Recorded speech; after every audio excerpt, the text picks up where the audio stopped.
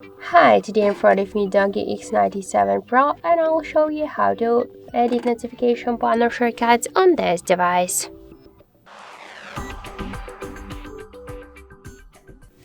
So let's first open the notification panel shortcuts, and if you want to add here some options or remove some of those options or just to change the positions of the icons here, click to this edit icon, scroll down and you'll see here this down section with invisible options. Just to add them to your panel, you should just hold the icon and drag it to the up section.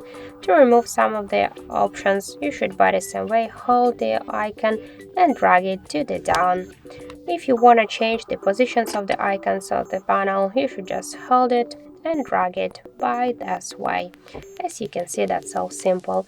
And just to save the changes, click to go back, and that's it. So thank you for watching, and if you find this video helpful, don't forget to leave a like, comment and to subscribe our channel.